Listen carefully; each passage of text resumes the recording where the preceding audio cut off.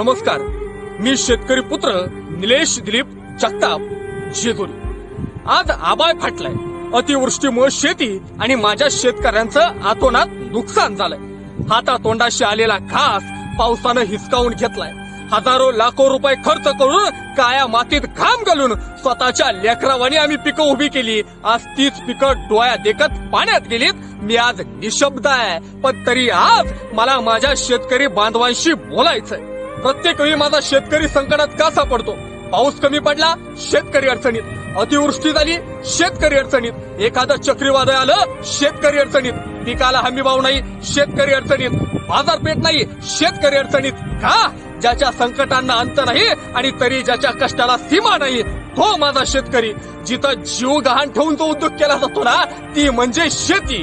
या देशात ठराविक वर्गाला महागाई वाटू नये म्हणून शेती कायम तोट्यात ठेवली गेली जाते आणि तशीच ठेवली जाणार आहे। सरकार कोणत्याही पक्षाचं असो, शेतकऱ्याची अवस्था मात्र जैसे थे तशीच आहे। शेती करणारा मातीत मरतोय आणि शेतकऱ्यांवरती भाषण देणारा साला मात्र या देशात पुढारी होतोय।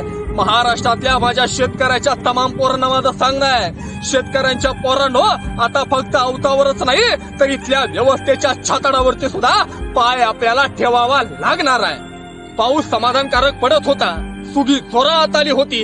या वर्षीची दिवाळी धूमधडाक्यात साजरी करायची शेतकऱ्यांनी अशी कित्येक स्वप्न रंगवली होती, ती या परतीच्या पावसानं होत्याची नव्हती केली। दिवाळी नाही, पण दिवाळी अगोदर आमचं दिवाळी मात्र नक्की निघालं। सगळ्या सगळ्या सगळ्या पक्षाच्या नेत्यांनो, तुम्ही सगळे तुमचं राजकारण आता तरी खड्ड्यात घाला।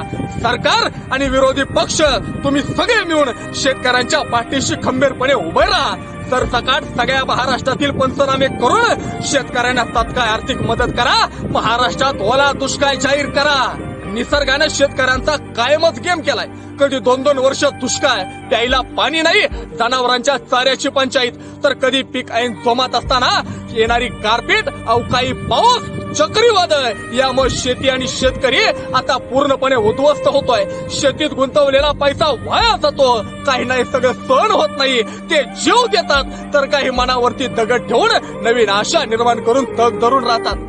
माझ्या शेतकऱ्यांना कळकळीचं आव्हान आहे, कुटुंबातील सगळ्या सदस्यांनी शेतीवर अवलंबून राहू नका। ज्या शेतकऱ्यांना 2 मुलं असतील त्यांना मजूर मिळत नाही म्हणून दोन्ही मुलांना शेतीत ठेवून दोन्ही मुलांच्या भविष्याची वाट लावू नका। तो शिकण्यासारखा आहे, त्याला शिकवा। केवळ शाळेत शिकला पाहिजे असं नाही, त्याला पोट भरून 2 पैसे गाठी ठेवता येईल ना अशी एखादी कला शिकवा। त्याला फिटर काम शिकवा, त्याला टेलर काम शिकवा, त्याला गवंडी काम शिकवा। जगात जिथून आपल्याला पैसा मिळवता येईल ना असं कोणतंही चांगलं काम शिकवा। आणि ते जर नाही जमलं ना तर कुणाच्या तरी दुकानावरती कामाला ठेवा, पण दोन्ही पोरं शेतात ठेवू नका, अजिबात ठेवू नका।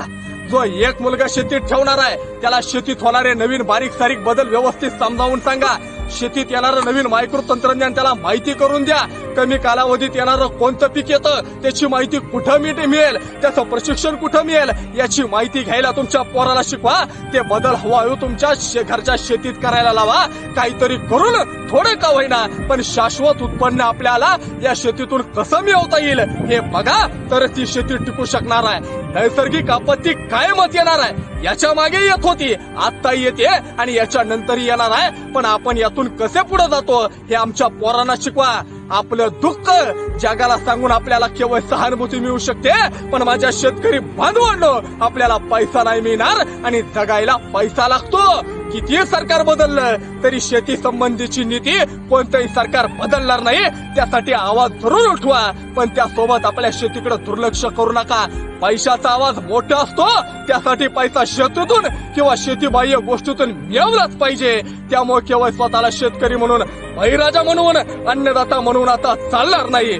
शेवट एवढंच सांगेन, ज्याचं जळतं त्याला कळतं, ज्याच्या उभ्या पिकाचं नुकसान झालंय त्याचं दुःख त्याला समजू शकतं। पण तरी सांगेन, कृपा करून महाराष्ट्रात एकाही शेतकऱ्यांना आत्महत्या करायची नाही। आत्महत्या हा कधीच पर्याय नाहीये।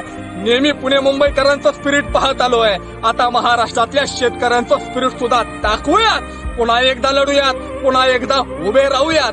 धन्यवाद। जय किसान।